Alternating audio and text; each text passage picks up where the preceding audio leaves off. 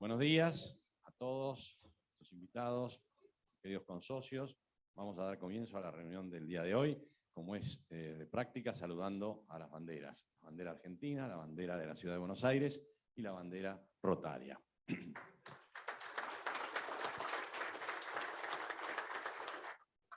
Muchas gracias. ¿Podemos ¿Esperamos 5 minutos? Bueno, pueden tomar asiento, por favor.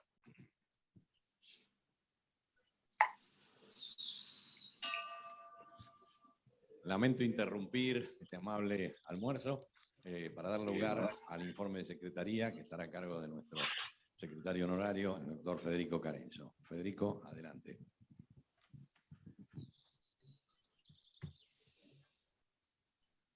Señoras, invitados especiales, amigos rotarios, muy buenos días. Preside esta reunión bajo formato híbrido del miércoles 15 de diciembre de 2021, correspondiente al segundo año del segundo centenario de Rotary Club de Buenos Aires, el doctor Juan Llamazares. Nuestros invitados y oradores de la fecha son el licenciado Enrique Cristofani y el señor Mateo Salvato, a quienes le damos una muy cordial bienvenida. Nos hablarán: con una economía ordenada vuelve el crecimiento, la visión de 2 generaciones de empresarios. Los oradores serán presentados y entrevistados por la periodista Clara Mariño, quien también coordinará las preguntas que se les formulen. Le damos también una muy cordial bienvenida al nuevo socio que hoy se incorpora y que al mediodía se reunió previamente con el Comité de Información Rotaria, que preside el doctor Jorge Patané. Me refiero al doctor Marcelo Martínez Ferro, quien como socio activo ocupará la clasificación Medicina, Cirugía Pediátrica. Sus padrinos serán nuestro expresidente Elías Hurtado Hoyo y los consocios Bernardo Turkansky y Aldo Vizcaíno, que también nos acompañan en esta mesa cabecera. Acompañamos asimismo al señor presidente, el señor Jorge Fidotín, asistente del gobernador de distrito 4895, el presidente electo para el ejercicio 2022-2023, doctor Jorge Grimpel, y el expresidente Ubaldo Aguirre, el consocio Walter Adrián Desiderio, quien ocupa la clasificación Medicina del Deporte y ahijado de Elías Hurtado Hoyo, y que al haberse incorporado el 3 de junio de 2020 en plena pandemia, recién hoy le haremos entrega del diploma que lo acredita como tal. En una mesa especial, sentado junto con los integrantes del capítulo de educación, que preside Jorge La Rosa, hoy nos acompañan Abril Duarte, alumna de la Escuela de Enseñanza Media número 1 de Villa Lugano. Bienvenida, Abril, al Rotary Club de Buenos Aires. Muchas gracias por acompañarnos. El profesor Leandro Almanza y Gabriel Marey, tutor perteneciente a la Dirección de Educación Digital del Ministerio de Educación de la Ciudad Autónoma de Buenos Aires. Luego del almuerzo se reunirán con los integrantes del capítulo de educación. El próximo miércoles 22 de diciembre tendremos como orador al doctor Juan Negri, quien nos hablará sobre Argentina, el jardín de los senderos que se bifurcan. Avisos parroquiales. El capítulo de educación agradece profundamente a los consocios que con sus donaciones y entrega de su tiempo y afecto, actuando como tutores, hicieron posible que 51 chicos recibieran una beca y fueran acompañados en su educación secundaria. Son habitantes de barrios vulnerables de nuestra ciudad y estudiantes distribuidos desde el primer al último año de escuelas técnicas y bachilleratos generales. Con la finalización de este año, 7 de estos chicos terminarán su formación secundaria y nuestro club decidió acompañar a los mejores en su formación universitaria o terciaria. Para esto esperamos poder seguir contando con su ayuda. El Comité de Programas durante los meses de enero y febrero de 2022 ofrece la tribuna del club a los consocios que quieran aportar sus valiosos conocimientos sobre temas que estimen de este interés general. Solicitamos a los interesados que nos hagan llegar por correo electrónico sus propuestas. Reuniones virtuales. Dado que existe una nueva cepa de COVID-19, hasta tanto el capítulo médico nos indique lo contrario, continuaremos con las transmisiones por streaming. Ruego tengan presente que al final de la reunión realizaremos la asamblea ordinaria de elección de autoridades que dirigirá nuestro presidente. Hoy nos visitan del Rotary Club de Silicon Valley, California, el señor Maximiliano Bustos, y el del Rotary Club Curuzucuatiá, Corrientes, el ex gobernador Ramón Manuel Sosa, a quien les damos una muy cordial bienvenida. También nos acompañan el doctor Facundo Chidini, invitado por nuestro consocio Juan Pablo Maglier, el licenciado David Expósito, invitado por nuestro presidente Juan Llamazares, y el doctor Antonio Landro, invitado por nuestro consocio Ernesto Orlando. Finalmente, nos acompaña por Zoom la señora María Esther Olivera Rovere, señora de nuestro orador Enrique Cristóbal. A todos ustedes, muchas gracias por acompañarnos y sean muy bienvenidos al Rotary Club de Buenos Aires. Ahora le cedo la palabra a nuestro consocio Jorge La Rosa, presidente del capítulo de Educación. Muchas gracias.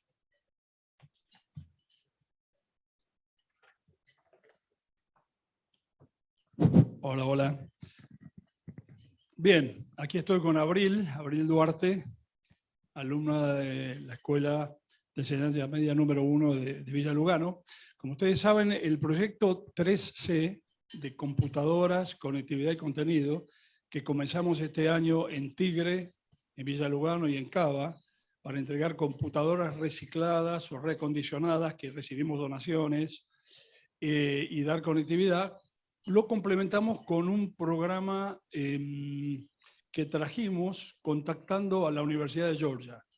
Hablamos con los creadores de un programa que se llama AirSketch, a través del cual los chicos aprenden programación en música y les quedan 2 lenguajes de programación disponibles en el aprendizaje.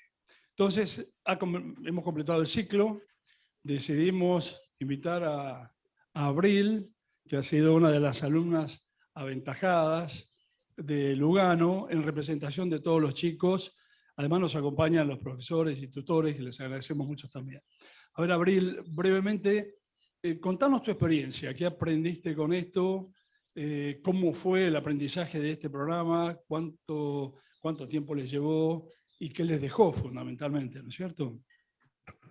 Bueno, buenas tardes. Además del aprendizaje, ¿no? de programación, ¿no? de la digitalización, de la importancia últimamente, ¿no? con este tema pandémico, es importante la tecnología. También aprendimos, más que nada fue investigación propia, ¿no? De poder jugar, ¿viste? Investigar propiamente de cada cosa que brindaba la plataforma AirSketch.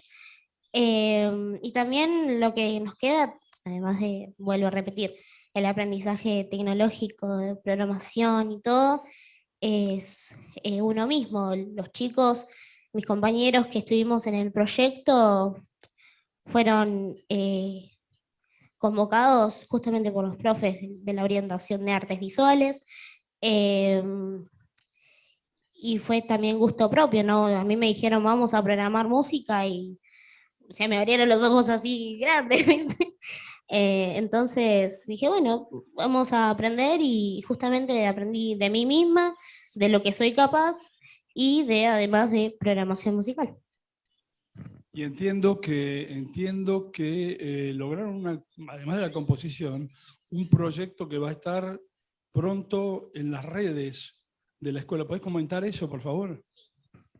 Bueno, como recién yo comentaba, el colegio, el turno mañana, es orientado en artes visuales, y además del proyecto AirSketch que estuvimos este año, el colegio ya viene con un proyecto que se llama CineSap, que adquirimos conocimientos de cámara, audio, planos, secuencia. Bueno, este año estuvimos trabajando eso y decidimos adquirir este conocimiento de la programación, la música y todo, adjuntarlo con el proyecto de CineSap, más que nada en la parte final del cortometraje que se va a estrenar este viernes.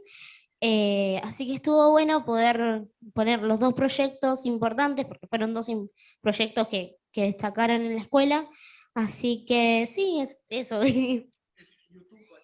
Va a estar en YouTube, en el canal CineSap. Y así van a poder escuchar lo que estuvimos trabajando, el programa. Además del aprendizaje de Java, de Python y de haber entrado en la producción de música, ¿qué te dejó particularmente, qué experimentaste más con este proyecto? A nivel personal me refiero. En lo personal, la verdad yo no entendía de programación. Nunca me había sentado a programar nada. Y este proyecto me hizo que me quedara quieta, no soy una persona de moverme mucho. Y pudo enseñarme personalmente lo que me gusta, los distintos tipos de música, los sonidos, lo que es el tempo de la música. La música también es arte, así que personalmente me ayudó a eso, a desarrollar el oído musical y la cabeza de programación. ¿Y en relación al grupo, en relación a tus compañeros? Hubo un buen compañerismo. Por suerte, si alguien no entendía algo o no le salía, estuvimos ahí entre todos. Como dije recién, fue una investigación propia y grupal, así que fue satisfactorio poder compartir con otros, con los compañeros, esto de la investigación. Hoy podés ya programar, usar los dos lenguajes o alguno de los dos lenguajes bien, sin ningún inconveniente. ¿Te quedó esto como rédito de haber participado de este programa?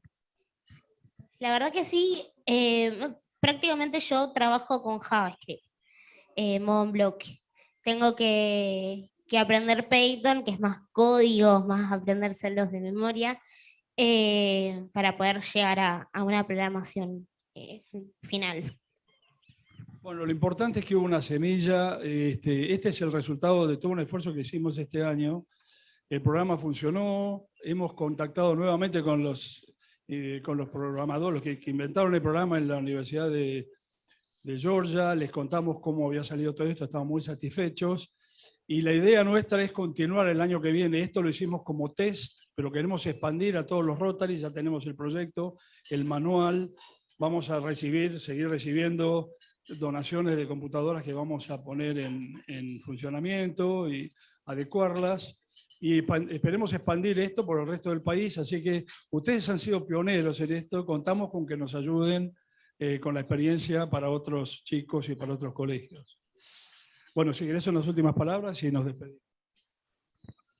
No me queda más que agradecer la invitación, la experiencia del ponernos a programar, y fue un placer poder ser pioneros de este proyecto y sigamos adelante con este proyecto. Muy bien, muchas gracias. Muchas gracias.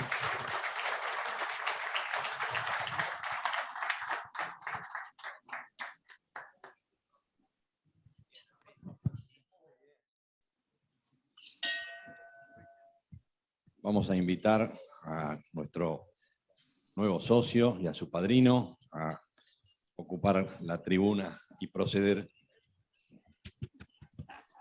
Sí.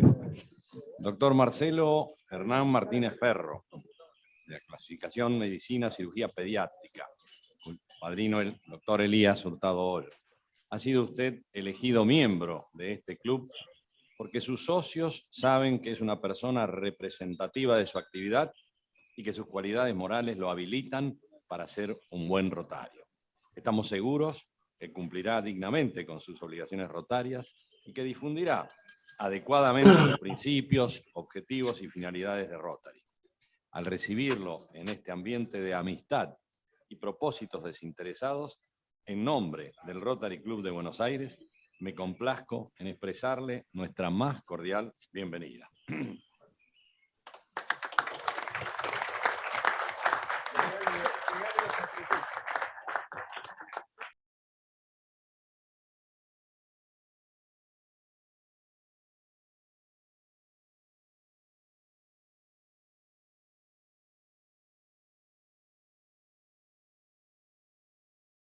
Bueno, un placer saludarlos a todos. Que estén acá el doctor Turjanski, el doctor Vizcaíno tiene un significado. Yo al doctor Marcelo Martínez Ferro lo conocí hace pocos años. Me llamó un día Bernardo Turjanski, que el doctor nos invitaba a ver la primera cirugía fuera de Estados Unidos con crioanestesia y crioanalgesia. Era la primera que iba a hacer él en el país y por lo tanto nos invitaba. La hacía por cirugía toracoendoscópica, es decir, con fibras ópticas y operando en el interior de los pulmones. Bueno, fuimos, a mí me gratificaron porque yo estaba medio retirado y de ahí comenzó una amistad.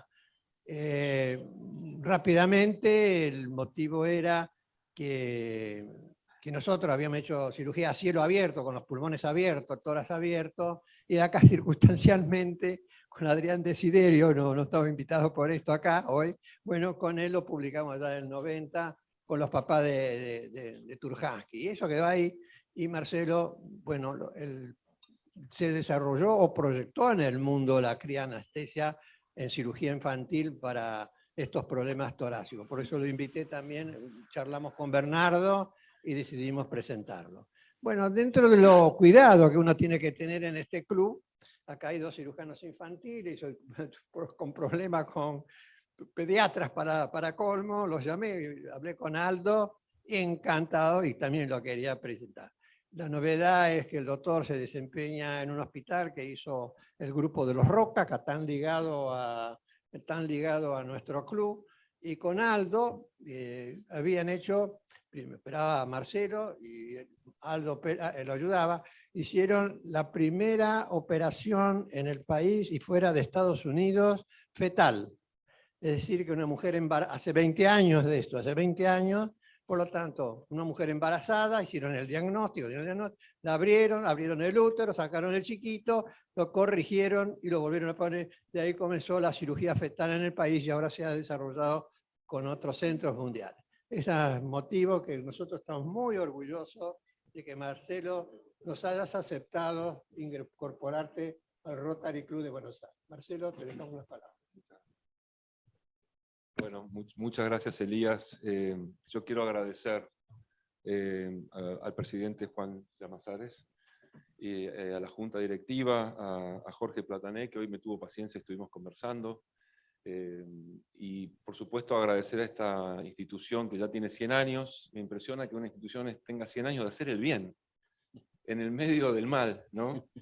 Creo que el secreto de hacer el bien en el medio del mar es estar todos juntos, ¿no? Por eso la rueda rotaria, que fue hecha como una rueda de civilización y progreso, yo la veo también como un engranaje, y un engranaje solo no funciona, necesita estar adentro de una maquinaria, y muchas gracias por hoy invitarme a ser el más pequeño y nuevo engranaje de esta máquina de hacer el bien. Así que muchas gracias, y quería agradecer a Elías, que lo conozco con la ñata contra el vidrio, desde cuando era chiquito. Yo lo admiraba profundamente. Piensen que en el año 1962, cuando yo tenía 2 años, hizo la primera analgesia raquidia cervical.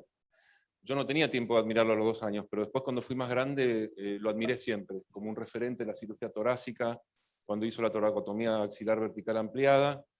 Y cuando Bernardo, aprendiendo de Bernardo criocirugía, yo estaba buscando a alguien que haya hecho crioanalgesia toracoscópica, cuando me entero que él conocía al doctor Hurtado Hoyo, y que el doctor Hurtado Hoyo en el año 1992 y 96 ya había publicado de cómo congelar los nervios en el tórax, casi me desmayo cuando Bernardo me dijo que lo podía conocer, pero más sorpresa cuando humildemente se presentaron en nuestro quirófano.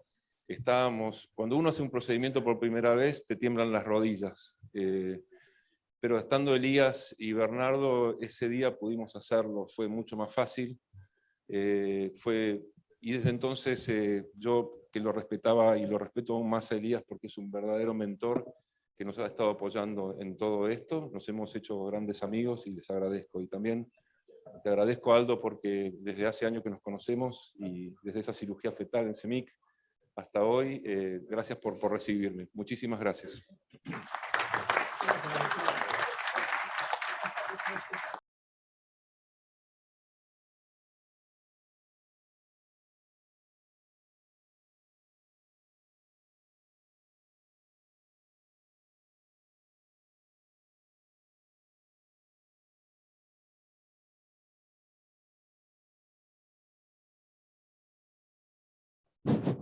Bueno, vamos a cumplir con una entrega diferida del diploma a nuestro querido consocio, el doctor Desiderio. Así que Elías, no sé si nuevamente.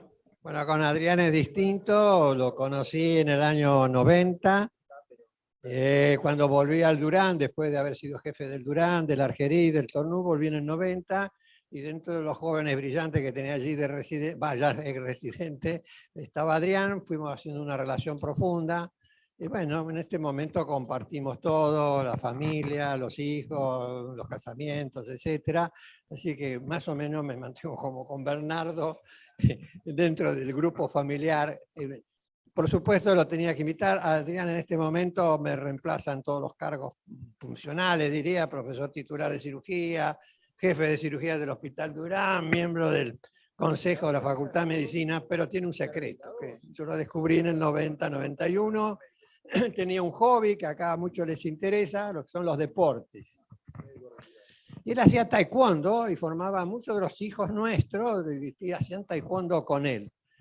A los 2 o 3 años él pensó y me vino y dice: doctor, voy a dejar el taekwondo, me voy a dedicar a la cirugía totalmente. Ahí creo que es el único consejo bueno que le di en la vida, que le dije: no, deje la cirugía, pero el taekwondo no. El año pasado, ustedes ya saben, hizo el tratado de taekwondo y salud, donde a través del taekwondo se enseña, eso merece que lo entiendan también, el grupo de comité de educación, a través del taekwondo se enseña a ser personas, una rectitud y honestidad para hacer taekwondo. Eso es lo que escribió, lo reportearon todos los medios periodísticos relacionados al deporte. Para mí es un placer enorme que el año pasado me haya aceptado estar acá, así que Adrián, empiezo grandote. Bueno, yo voy a ser muy breve porque sé que estamos apurados. Clara nos está mirando mal, ¿sabes? No, la verdad que es difícil porque yo hace más de un año que estoy acá, así que he compartido mesa con muchos de ustedes. Para mí es un enorme placer estar acá. Tengo la fortuna hoy, que recibo mi certificado, de haber sido presidido por mi maestro, el doctor Elías Hurtado Hoyo, como presidente del Centenario, por el arquitecto Marolda, con quien compartimos muchos Zoom, y ahora con el doctor Llamanzares. O sea, para mí es un placer haber tenido mi certificado con 3 presidentes. Con respecto a lo que dice mi maestro, bueno, es mi maestro, yo lo considero maestro de la vida. Es cierto lo que él dice. El taekwondo para mí fue una pasión que la empecé a los 13 años, a los 17 era profesor, a los 18 entré a la Facultad de Medicina, y para mí la Facultad de Medicina fue un trámite administrativo, porque yo estaba acostumbrado a dar clases a más de 100 alumnos. Medicina del deporte. Y entonces estaba estudiando medicina y los padres me venían y consultaban temas médicos cuando estaba en primer año. Entonces era sencillo, y cuando iba a dar examen a la facultad lo daba como si fuera una clase a 100 alumnos y a los padres.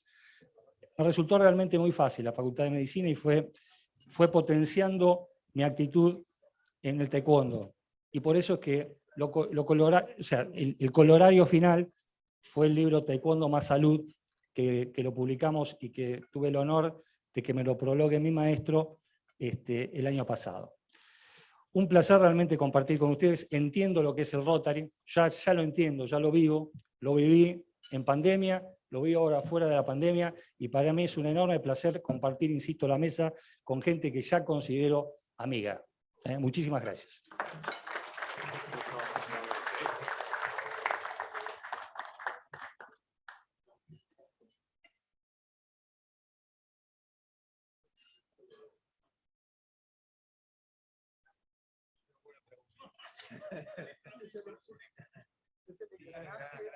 engranaje y hace como si fuera una rueda que te una pieza y el engranaje, apasionada. Así que todo coincide, todo se cuenta que las piezas hasta son similares. Nosotros acá en Argentina tenemos, que todos los miércoles nos juntamos acá. Todos nosotros juntos. Voy a decir rotando. Ahí viene la palabra rota. Imagino que sí. Imagino que sí. Bueno, voy a presentar a los dos oradores de hoy. El doctor Enrique Cristofani es licenciado en Administración de Empresa y comenzó su carrera en el JP Morgan, en su subsidiaria del Banco Francés. En 1992, Morgan lo traslada a España. Luego, Enrique Cristofani ingresa al Grupo Santander, donde fue vicepresidente ejecutivo y gerente general. En el 2002 fue designado presidente de Santander Río. Como hombre de negocio fue distinguido con los premios más importantes, entre ellos el premio de la Facultad de Ciencias Económicas de la UBA a la trayectoria en ciencias económicas, el premio Santo Tomás de Aquino de la Universidad FASTA, ha sido designado ejecutivo del año por Ernst & Young, ha recibido el premio ADE al dirigente de empresa, el doctorado en honoris causa de la Universidad de Palermo, y además ha sido distinguido con el diploma y con el CONEX de platino de la Fundación CONEX. Matteo Salvato estudió la Tecnicatura en Electrónica de Ort. En su carrera de analista de sistemas, fundó, cuando era estudiante de la secundaria, su primera startup que se llama Asteroid, que es una aplicación gratuita para gente con discapacidad y que ya está distribuida en 53 países. Es CEO y fundador de Asteroid Technologies, es director de innovación de la Asociación ORT Argentina y actualmente está cursando el MBA del IAE en la Universidad de Negocios, de esta prestigiosa universidad.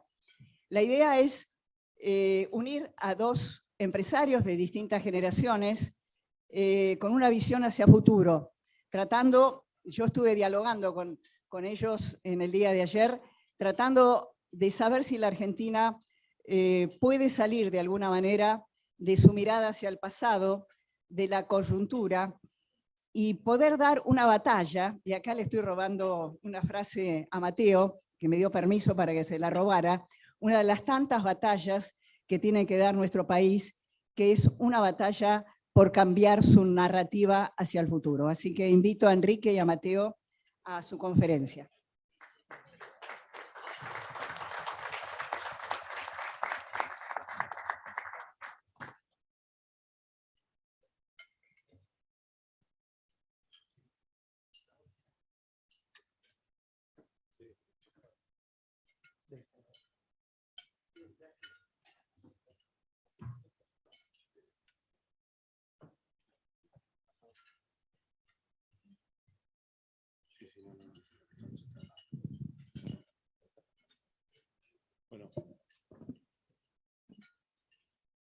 Bueno. Hola, buenas tardes. Muchas gracias al Rotary Buenos Aires por esta muy buena invitación. Es un placer compartir este encuentro con Matteo, que realmente todo lo que mencionó Clara lo hizo y tiene solamente 22 años, así que realmente es impresionante lo que ha hecho en esos 22 años. Y también es un placer compartir con Clara. Muchas gracias por compartir este encuentro y bueno, por tu coordinación. Yo básicamente quiero enfatizar dos mensajes que querría pasar en mi presentación. El primero tiene que ver con la gran oportunidad de crecimiento que tiene nuestra economía, de crecer en forma sostenida, y bueno, voy a hablar un poco más en detalle más adelante. Ese es el primer mensaje que quiero pasar. El segundo mensaje es, bueno, para que eso pase, necesitamos tener una economía ordenada, y una economía ordenada, en términos muy simples, es no tener más déficit fiscal. Aquí, muchos de estos números seguramente ustedes ya lo conocen, pero en síntesis estamos mostrando una mirada estructural sobre la economía argentina en los últimos 75 años. Estamos poniendo en términos de Producto Bruto, que es la forma, creo, de ver un poco comparar los números, y tenemos por un lado el resultado fiscal, que es el resultado de la moneda peso, vamos a llamarlo así, y el resultado, digamos, externo, que es el resultado en cuenta corriente, que es el balance dólares. Como vemos, en gran parte de estos últimos 75 años hemos estado en el terreno negativo, con resultados tanto en pesos como en dólares negativos en cuanto a inflación. La realidad es que cuando hablamos de nuestra moneda pesos que no tenemos como consecuencia de inflación, la principal causa de la inflación claramente es la emisión monetaria. Puede haber otras, pero claramente la que se lleva la mayor parte de la responsabilidad es la emisión, con lo cual si no tuviéramos emisión monetaria, tuviéramos equilibrio fiscal, no tendríamos inflación, o tendríamos una inflación parecida a los países de la región.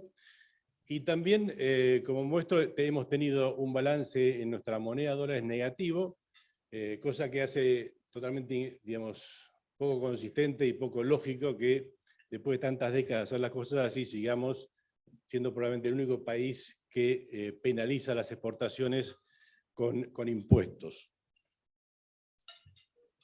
Una mirada de los últimos 20 años de gasto público e impuestos con respecto a PBI. Pueden ver, en el caso del gasto público, como en los últimos 20 años pasamos de 22% del PBI de gasto público al 42%, 20 puntos más, otra forma de verlo es el doble, exactamente.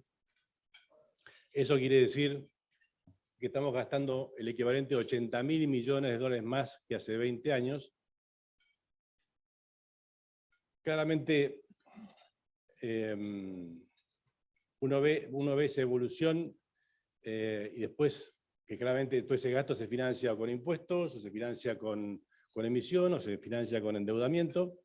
Uno mira para el gráfico de la derecha y dice, bueno, cómo la carga tributaria que tiene el sector privado, individuos y empresas, cómo ha evolucionado en los últimos 20 años. Bueno, hace 20 años la carga tributaria en términos de PBI era parecida al promedio de la región de América Latina, y hoy estamos 10 puntos por arriba del PBI, y para ponerlo en impuestos, esos 10 puntos del PBI equivalen, números redondos, al 100% del impuesto a las exportaciones, más la sumatoria del 100% de ingresos brutos, más el 100% del equivalente de impuesto al cheque, y todavía queda algo más.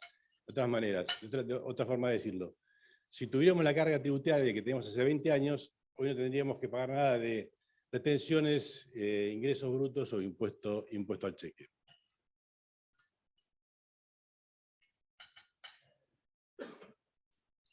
Mirando para adelante, la realidad es que por una serie de razones que son básicamente estas tres, si comparamos digamos, Argentina con el promedio de los países, somos un país que tiene una serie de activos que claramente nos diferencian del resto. Uno tiene que ver con los recursos naturales, otro que tiene que ver con los recursos financieros, que ahora vamos a hablar un poquito más en detalle, y el tercero es el capital humano. Argentina, el stock de capital humano sigue siendo realmente un gran diferenciador de nuestro país.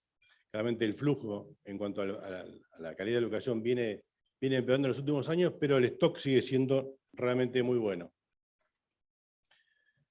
Un poquito más, pueden hacer un poquito de zoom en estos tres recursos del sector privado. Recursos naturales. Ahí ponemos las principales industrias y, bueno, cuál podría ser el efecto en incremento de exportaciones si tuviéramos una economía ordenada. Nada raro, una economía ordenada.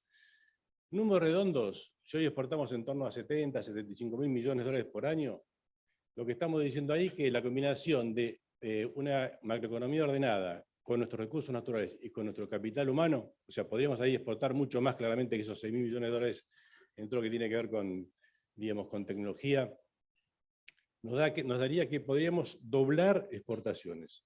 O sea, pasar de en torno de 70.000 a 140.000. Con lo cual, la moneda dólar, que siempre ha sido un problema en Argentina, dejaría de ser tal. Acá simplemente, como digo, economía ordenada y sacarle los impuestos. Activos financieros. El sector privado, en casi todos los países, el sector privado, individuos y empresas, tienen más deudas financieras que activos financieros. Bueno, en nuestro caso es al revés. O sea, cuando uno mira el total de activos, le saca los pasivos que tiene el sector privado, insisto, individuos más empresas, lo que nos queda neto es un activo neto de equivalente más o menos al 70% del PBI del país. O sea que esos 270.000 o 280.000 millones de dólares están disponibles, en la medida que tenemos una economía ordenada, realmente para volcarse y crecer además en un mundo con una tasa de interés en el entorno de cero. Por eso, para terminar, yo creo que la reflexión que tenemos que hacer es, ¿seguimos con el ajuste permanente? Y el ajuste permanente es seguir con déficit fiscal, que es lo mismo que hemos venido teniendo en las últimas décadas. Seguimos penalizando las exportaciones para que el dólar siga siendo un issue en Argentina cuando no debería serlo. ¿O realmente queremos empezar sobre la base de una economía ordenada, de una baja del gasto público, que claramente se puede bajar el gasto público? Eso que no se puede bajar el gasto público, la realidad es que no es así. O sea, porque para equilibrar la economía y bajar los 2 puntos de impuestos a las retenciones, en total son 5 puntos del PIB. 5 puntos del PIB que se podrían conseguir. 2 puntos del PIB directamente pagando por las tarifas, lo que, digamos, aquel que puede pagar que las pague. Te queda 3% adicional de bajada de gasto. 3% de más de 40 es bajar el gasto público un poquito menos del 10%. La realidad es que es nada. O sea, y para eso me parece muy importante darnos cuenta que una gran parte del gasto público tiene que ver con intereses. No es un tema ideológico. O sea, el gasto público implica intereses de parte de la dirigencia política, de parte de la dirigencia empresaria, social, sindical. Por eso que me parece clave, si queremos cambiar un poco la historia de Argentina de las últimas décadas, hay que hacer docencia con la sociedad. Que la sociedad entienda cómo funciona la economía y a partir de eso presionar a la dirigencia, digamos, como digo, política, empresaria, social, sindical. Y creo que en ese sentido, y con esto termino, este es un ámbito muy bueno, porque todos ustedes son referentes en el ámbito en que actúan. Y bueno, para que nos vaya bien necesitamos que todos seamos protagonistas. Creo que esa es la clave. Y creo que es el mensaje, digamos, que yo quería compartir con ustedes. Muchas gracias.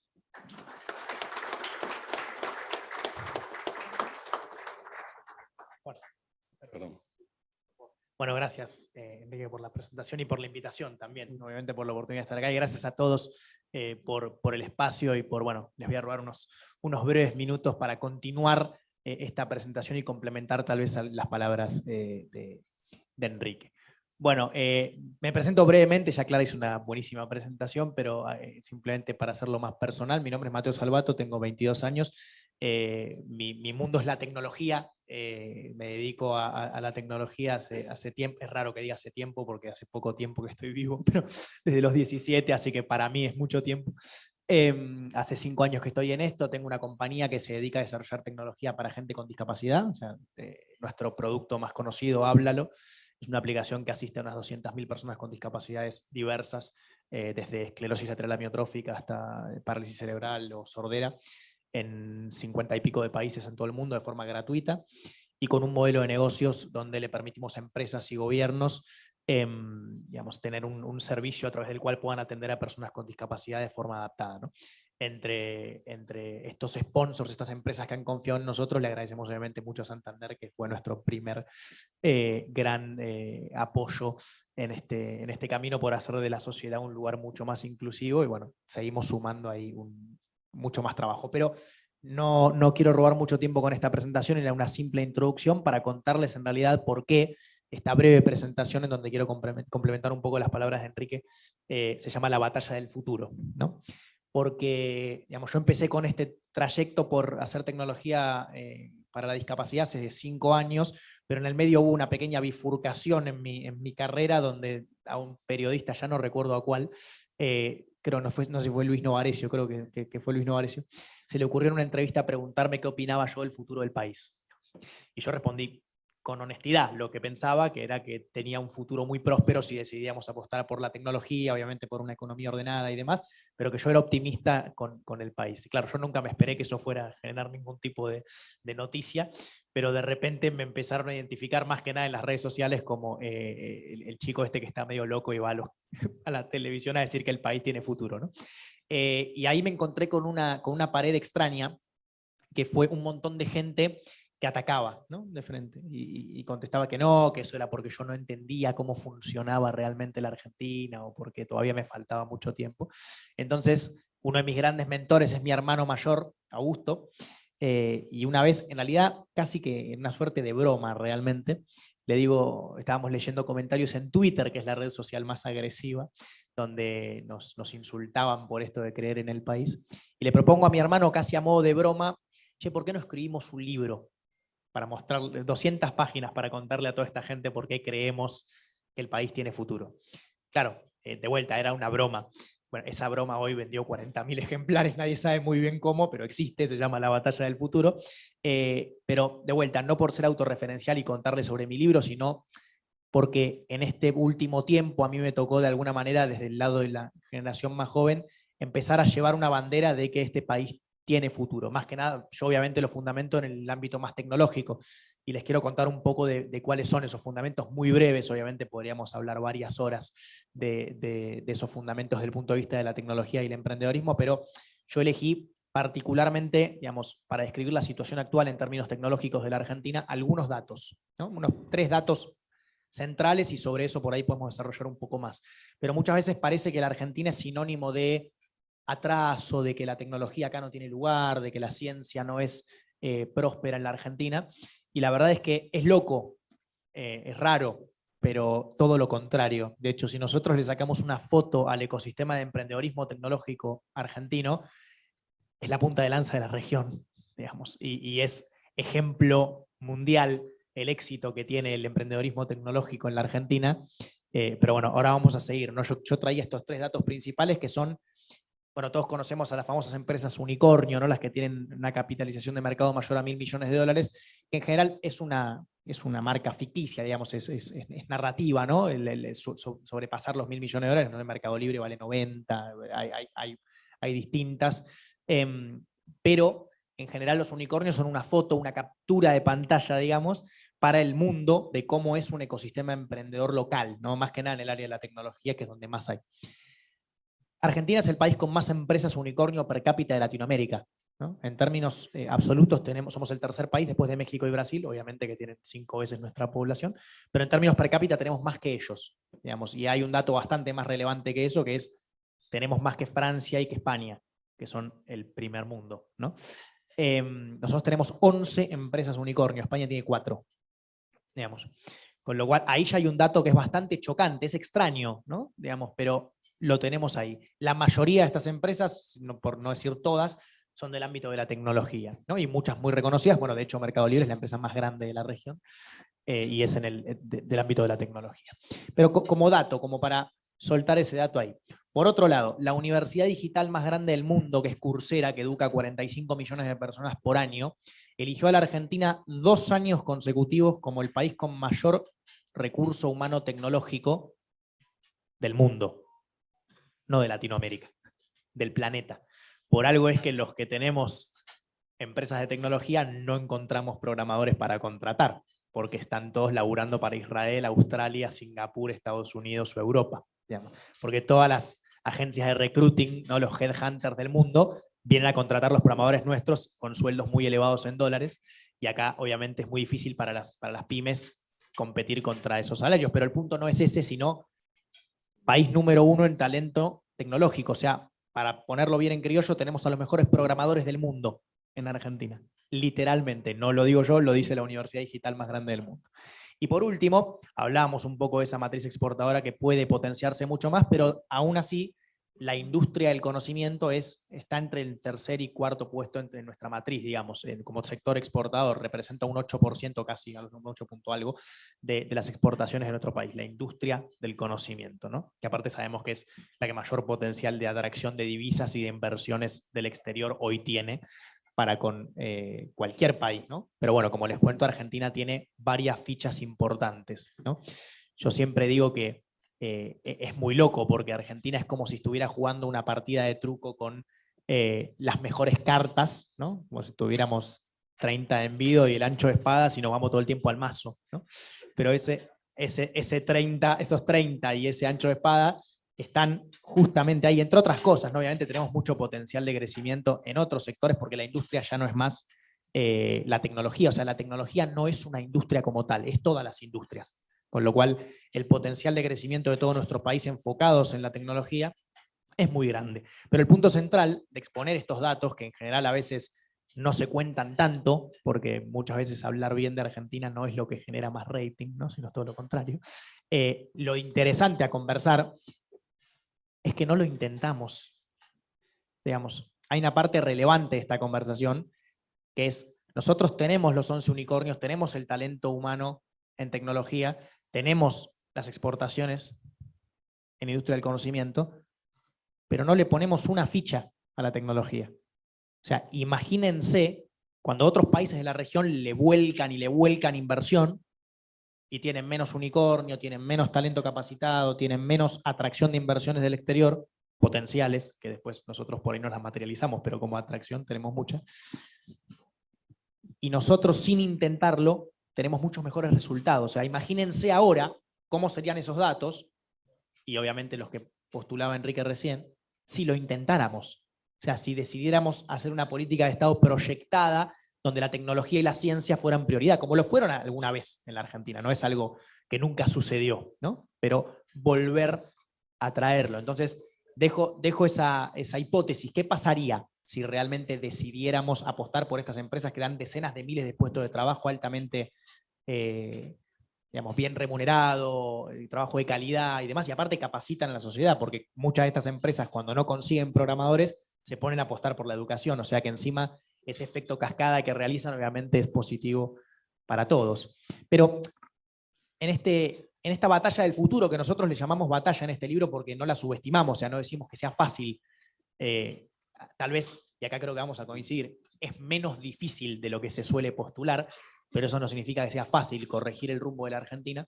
Pero a mí me gustaría tomar dos batallas principales. Hay muchas, ¿no? Tenemos la brecha digital, tenemos varias.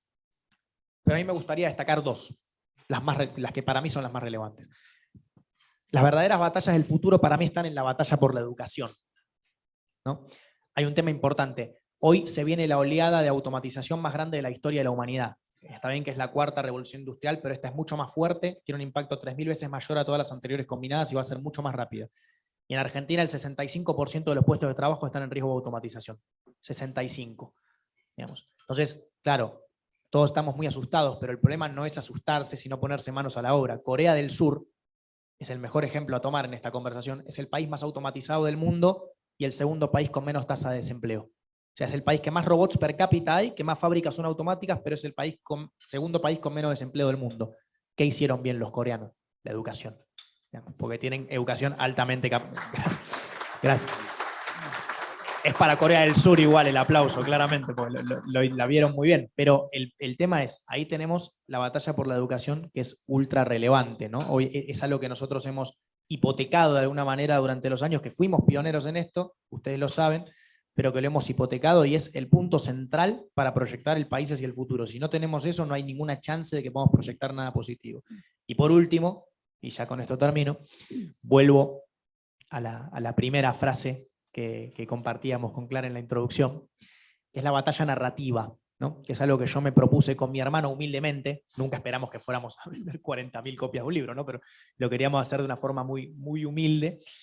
Dar en los jóvenes, ¿no? Porque una de las variables más relevantes de la cuarta revolución industrial es que a medida que empiece a pasar el tiempo, la edad promedio en el liderazgo va a bajar, digamos, por la alta capacitación y las capacidades formativas descentralizadas que da el Internet a los pibes. Hoy de repente un pibe que no tiene un título cae y es un programa mejor que un ingeniero. Vos decís, ¿de dónde lo aprendiste? En mi casa. Digamos. Entonces, eso va a empezar a causar que el liderazgo reduzca su promedio de edad. Entonces, acá es la ventana de oportunidad de la batalla narrativa. Si nosotros empezamos a hacer una inversión que no es tan costosa, porque la narrativa es gratis, si empezamos a hacer una inversión en los más chicos, en empezar a tratar de combatir las famosas, este país inviable, este país no tiene futuro, este país, bueno, por usar lenguaje acorde, ¿no? Pero saben a qué me refiero, ¿no? Que en general da mucho rating, ¿no? Golpear la mesa y decir que este país no tiene futuro da mucho rating. Pero si empezamos a combatir esa narrativa y a dar la vuelta y tratar de que los más jóvenes tratemos de tender un par de puentes más de los pozos que se cavaron previamente, cuando estos pibes, pibas, no dentro de 20 años o 30, dentro de 10 o 15, sean presidentes, empresarios, ministros, legisladores, sindicalistas, hayamos plantado la semilla que permita que, obviamente los argentinos somos expertos en pelearnos, no quiero la utopía de no pelearnos por nada, pero al menos la educación, la macroeconomía ordenada y algunas otras variables más, como decía recién Enrique, pudiéramos hacer que dentro de no tanto tiempo esos chicos ordenen un poco más y ahí tengamos una verdadera apuesta por el futuro y algo en qué creer como horizonte para adelante. Yo estoy convencido de que es posible y bueno, desde mi lugar trato de convencer a la mayor cantidad de jóvenes de que es posible, pero comparto y suscribo con Enrique que mientras más de nosotros podamos dar particularmente esta batalla narrativa, más fácil va a ser que Argentina tenga un futuro más próspero. Gracias. Muchísimas gracias. Muy bueno. Bueno, acá acabo de recibir un mensaje de Javier Negri, que está por aquí, y me dice: Clara, creo que Salvato es el orador más joven en los 102 años de historia del club. ¿Es así? Sí. Bueno, Gracias.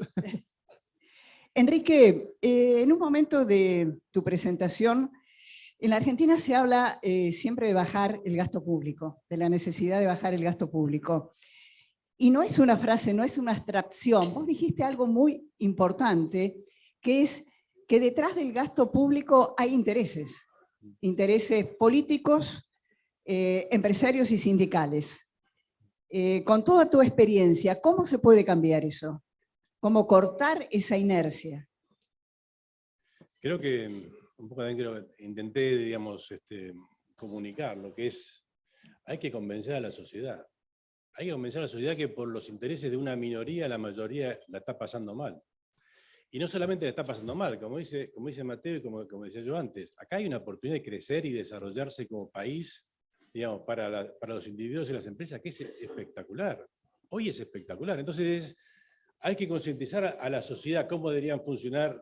O sea, también Mateo otro día decía de una sociedad mucho más comprometida con los grandes temas de políticas públicas. Uno claramente es la educación, pero el otro es, ¿queremos vivir mejor todos los días? Bueno, tengamos una macroeconomía ordenada y convenzamos a la sociedad de que realmente eso implica bajar una parte pequeña del gasto público improductivo, y que hacer eso es la medida más reactivante que podemos tomar para crecer.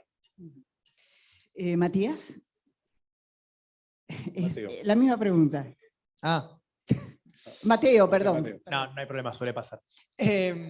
Mateo. A ver, bueno, es una pregunta compleja. Yo creo que obviamente la apuesta por el postulado de Enrique claramente es fundamental, digamos, demostrar que esto sirve solamente para un porcentaje muy pequeño de la población es muy relevante.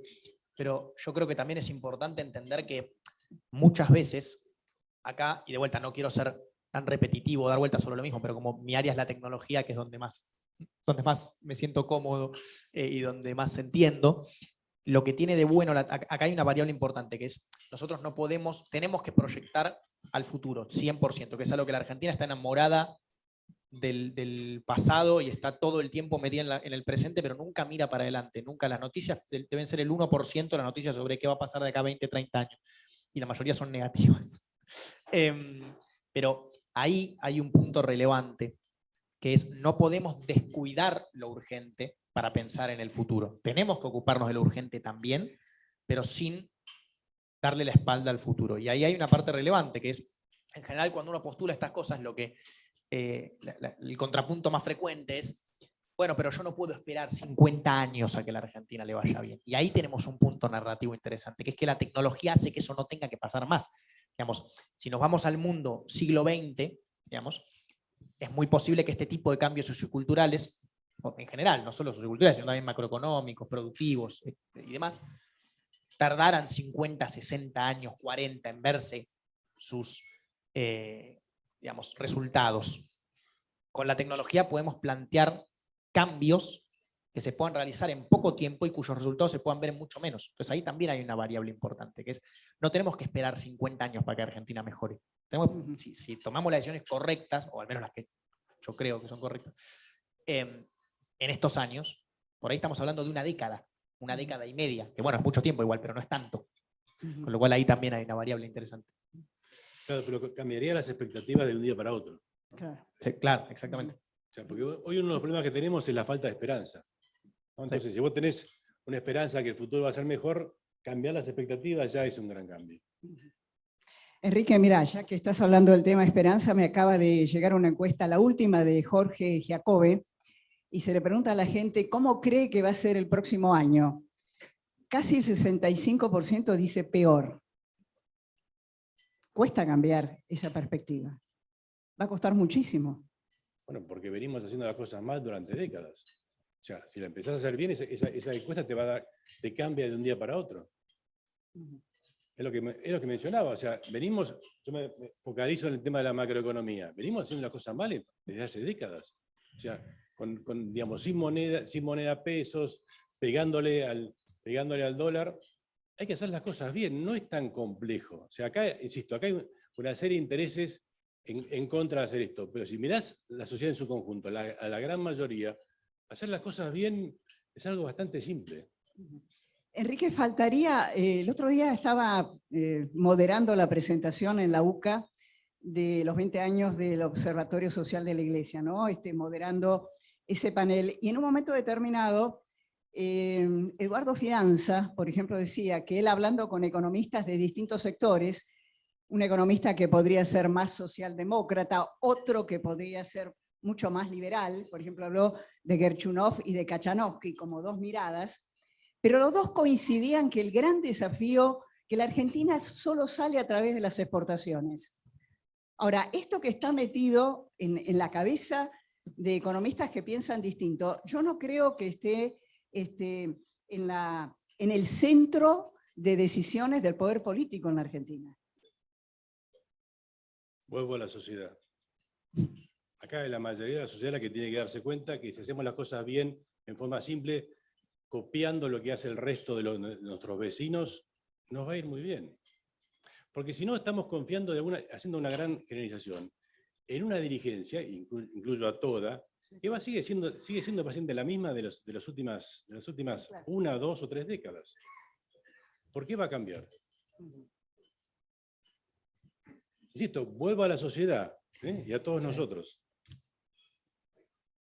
Es decir, que el cambio viene de la sociedad civil, a tu juicio. Yo ahí me gustaría agregar brevemente, que es muchas veces, y no por ser irrespetuoso con el sistema político, ¿no? Pero muchas veces, suscribo con lo que dice Enrique, pero muchas veces el sistema político es una maquinaria que devora y escupe en consecuencia, digamos, actúa en consecuencia, de vuelta, no quiero ser irrespetuoso, pero muchas veces el sistema político no piensa en las siguientes generaciones, piensa en las próximas elecciones. No, sos realista, ¿no? Y cuando digo las próximas, cuando digo muchas veces, digo el 99% de las veces, piensa en las próximas elecciones y no en las próximas generaciones. Pero ahí hay un tema importante, las redes sociales hoy son una herramienta de agenda, de instalar agenda muy grande. Pues muchas veces yo lo he notado, cuando algo se hace tendencia en Twitter, de repente al otro día hay un legislador diciéndolo sorpresivamente en el Congreso o en la legislatura porteña. Y vos decís, che, ¿cómo no se le había ocurrido antes? Y no, porque no era tendencia. Entonces, muchas veces lo que sucede es, claro, hoy el famoso social listening que se dice, ¿no? Que hacen las agencias y demás, de leer, hacer una lectura panorámica de lo que la gente opina en las redes sociales. Bueno, lo vimos en la famosa campaña electoral entre Trump y Clinton en Estados Unidos, ¿no? Digamos que jugaron un rol importantísimo. Entonces, suscribiendo a esto que comenta Enrique, de la importancia social, es que a veces no nos damos cuenta con nuestras opiniones lo mucho que influimos en lo que escupe esa maquinaria. Digamos, cuando la sociedad toda se embandera de algo, lo más probable es que muchos legisladores y políticos en general que vean, che, pará, esto es relevante, o sea, por esto nos van a votar, digamos, hagámoslo. Entonces, algo que hablábamos el otro día y que recién comentaba Enrique es, si nosotros tratamos también de, no digo descuidar las cosas urgentes, pero embanderarnos mucho más y convencer cada vez a más gente que se embandere en redes sociales, en una marcha, en lo que sea, en la traducción que sea necesaria, pero con temas como la educación, como la baja de impuestos o como la economía ordenada, cómo bajar el gasto público y demás, es muy probable que cada vez más actores del mundo político, a los que obviamente cuando se empiezan a afectar conveniencias ya la conversación cambia, pero es más probable que cada vez más, digamos, yo siempre postulo una cosa, ¿qué pasaría si hiciéramos igual de tendencia que fueron otras, digamos, otras leyes que fueron saliendo y otros reclamos sociales, la programación en las escuelas? Acá vimos un ejemplo bárbaro recién, digamos, pero que es algo que si pudiera cumplírseme un sueño ahora, diría que pongan programación en todas las escuelas obligatoria, todos los años, en todas las escuelas del país. Digamos. Eso no puede ser tan difícil de hacer. Digamos, porque siempre es difícil, es difícil. Sí, de hecho, en la ciudad de Buenos Aires se intenta el año que viene conectar el mundo de la educación con el mundo del trabajo y ha recibido críticas muy fuertes. Sí, seguro, pero por suerte seguramente vaya a seguir avanzando. Pero la programación es algo que, ¿quién puede estar en contra? Digamos, es como que ya es cómico, es gracioso, pero no, es algo que realmente deberíamos poder Enrique, proyectar. ¿querías decir sobre esto? Sí, bueno, agregaría que digamos, a un dirigente político lo revalidan cada 2 años, ¿no? Y eso muchas veces va en contra, digamos, de los intereses de la sociedad. Entonces, ¿qué pasaría si mañana hiciéramos una encuesta fidedigna donde la mayoría de la sociedad estuviera de acuerdo con no tener déficit fiscal? No, le hacemos la vida mucho más fácil a los políticos también. ¿No?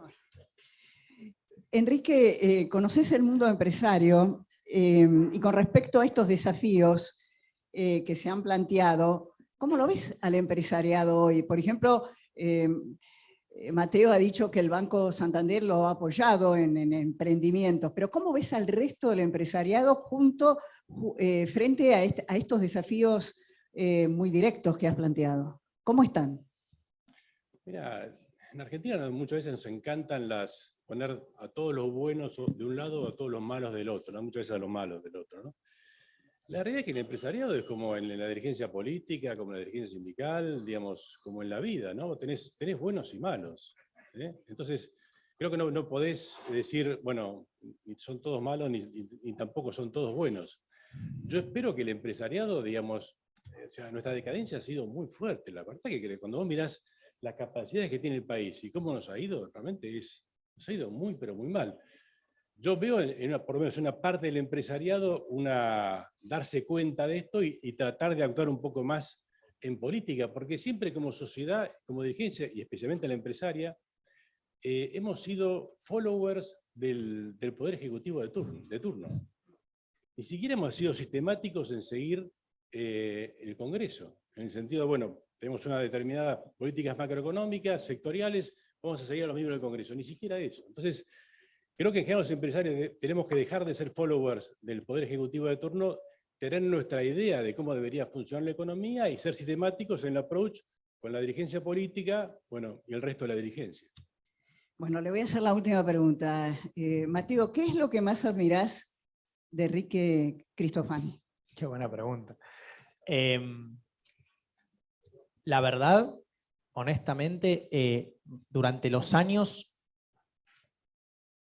me ha costado encontrar, digamos, he tenido la suerte de conocer a muchos empresarios, actores en el sector privado y demás, y me ha costado encontrar una persona tan comprometida con la Argentina como Enrique. Con el poco tiempo que hace que nos conocemos, digamos, a mí la verdad que lo que más me parece importante destacar es eso, digamos, con todos sus años de trayectoria y demás, donde muchos otros tal vez, y no lo digo como crítica destructiva, ¿no? Pero digamos, optarían por irse o por olvidarse y ya digamos, dedicarse a otra cosa y dejar al país que haga lo que quiera. Enrique tiene un compromiso enorme y lo cual, digamos, lo que a mí me da es esperanza para decir, bueno, no estamos solos en esta lucha y claramente con ejemplos como Enrique podemos convencer totalmente a la juventud. Y Enrique, además de la edad, ¿qué cosa admirás de Mateo? Bueno, Mateo para mí es el ejemplo de las capacidades y el capital humano de Argentina. Tiene primero la actitud de agarrar e ir al frente, ¿no? En vez de ponerse a pensar cuáles son los problemas, cuáles son las restricciones que muchas veces nos pasa a los argentinos, él va al frente y hace las cosas. Y además transmite optimismo. Y pareciera que en Argentina transmitir optimismo quiere decir que estás mal informado. Es un tema de actitud, no estar bien o mal informado. Así que realmente creo que es una persona, como te digo, que atrae, digamos, el hacer atrae el optimismo. Y es algo que necesitamos mucho. A los dos, muchas gracias. Bueno, gracias. Gracias.